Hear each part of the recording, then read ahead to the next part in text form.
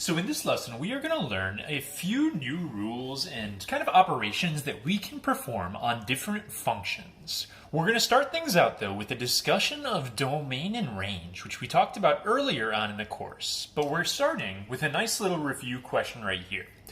I'd like you guys to go ahead and graph this equation and then give me the domain and range. So just a straight up review of something I taught you first semester. So, pause the video, get yourself a nice little graph here, and I'm going to talk you through it. This is going to be a parabola. I can tell that because it is a squared quadratic equation. It is written in vertex form with my nice little parenthesis, so I can just do my left, right, up, down rules. I would go left 2, up 4. So just a nice, quick, easy parabola right here.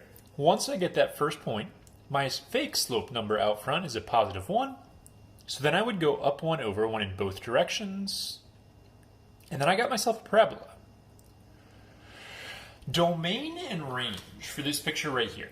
The domain is the x's. And if you look at this picture, the arrows go both directions, left and right. So eventually, the graph is going to keep on going to the left as it rises right here. And it's going to keep on going to the right as well.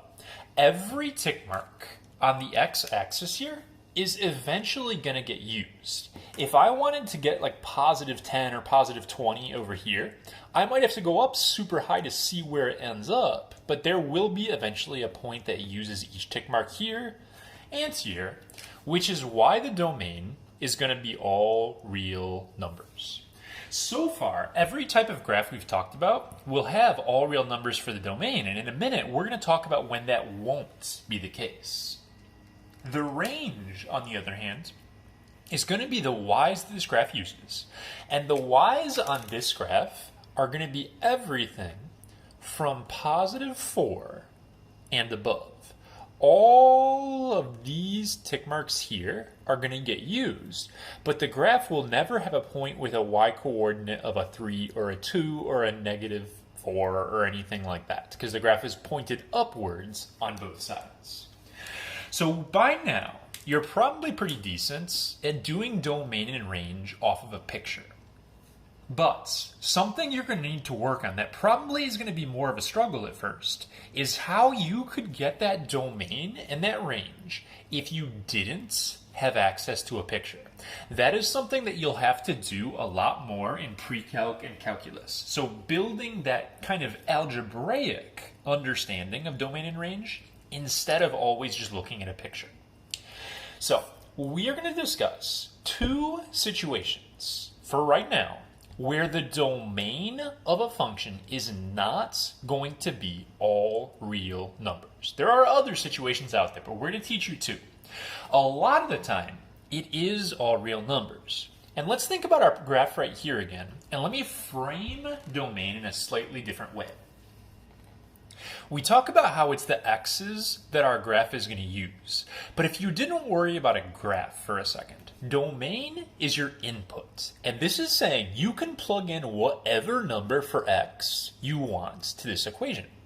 If you give me an x, doesn't matter what it is, I can take that x, type it in the calculator, and I can figure out an answer for you. If you give me a number like 7 million, I might like sigh and roll my eyes and be like, ugh, and it'll be a gross answer. But if you give me a number, I can always get you an answer. That's why the domain is all real numbers. So what you have to think about is, okay, when could there be a situation where you give me a number and I can't deal with it? The first situation where that occurs is something that we talked about actually really recently, like earlier on in this same chapter. And it happens when you have an even radical, or an even index radical. So let's say my problem was like y equals the 4th roots of x plus 3. Say that was my equation right here. If you give me a number like, I don't know, 7. Hey, I want you to plug in a 7. Let's do pi. I want you to plug in a pi. If I plug in pi for x, I'm going to have to do the 4th root of like, what would that be, 6.14, whatever. I can get an answer. So I'll get you some sort of an answer and it'll be fine. But let's say you're like, oh, plug in a -5 for me. If you plug in a -5 to this equation, what's going to end up happening is you're going to have the fourth root, and -5 plus 3 is a -2. That's a problem because you cannot take the even roots of a negative number. That's a situation where you're going to have an imaginary solution going on. So that wouldn't work.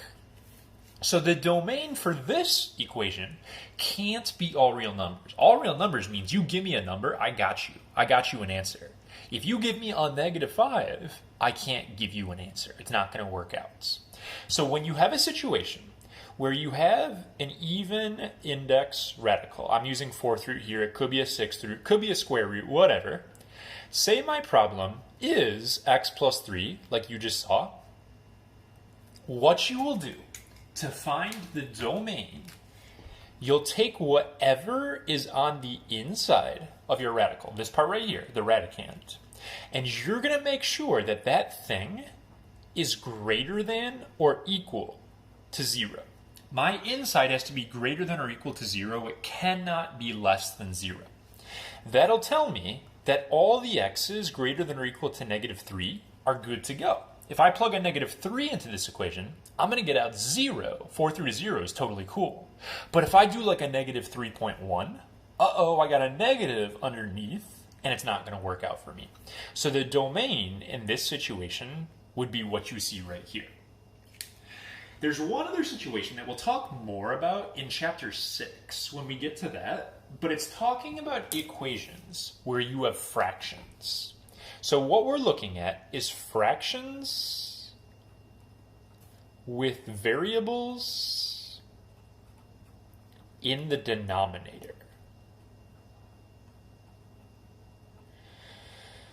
So let's say my equation is y equals, I don't know, x plus 4 over x minus 6 and x plus 2. Just making up a quick equation right here. If you see a fraction equation, most of the time, you're going to be able to get an answer. So if you give me the answer, hey, I want to plug in a 7, I can put a 7 here, 7 here, 7 here, and just do math, and I can get an answer for you. There are actually 2 numbers that you can't use for x, and they come from each of these parentheses here in the denominator. If I would plug in a 6 for x, that would be a really bad thing. Because if I put a 6 in for x, my top would say 10, that's whatever. The bottom, though, is going to have 0 times 8, which is 0. And it's going to make me divide by 0, which is bad. You're not allowed to do that. Similarly, if I have a -2 plugged in for all my x's right here, I'm going to divide by 0. So what you would do for a function like this is for your domain, it's almost everything. Almost all real numbers are cool. You can plug in most things, but if you plug in a +6, x can't equal +6, x also can't equal -2. So you plug in whatever you want for x, except for those 2 numbers right there. Now you might look at this and be like, what about the -4? Well, 0 on top isn't a big deal. If you have a 0 divided by something, you just get an answer of 0. So your 2 situations where the domain is not all real numbers are when you have an even radical, 4th root, 6th root, 8th roots, square root 2, or when you have fractions with variables in the bottom.